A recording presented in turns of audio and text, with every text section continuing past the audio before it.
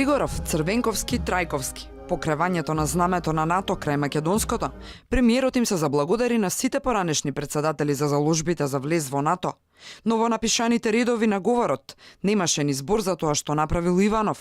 Голем беше влогот и на председателот Црвенковски, за што одавам признание.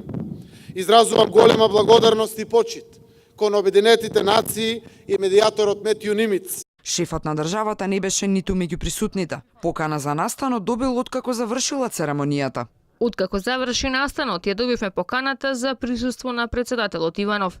Од владата пак тврдат му испратиле покана и преку курир и електронски и не знаат зошто не се појавил. Во напишаните редови премиерот им се заблагодари на сите војници, учесници на мировните мисии во НАТО и оддаде почит за загинатите. Вели Северна Македонија веќе не морала да се плаши од опасноста за распад, оти ќе била 30-та членка на НАТО.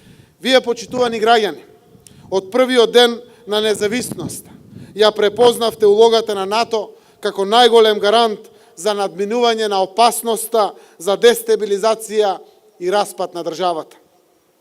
Таа опасност е веќе минато. Според Заев, Северна Македонија ја чека напорен пат кон Европската Унија.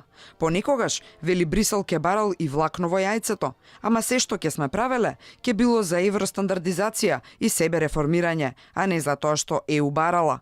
Сега судбината била во наши раце.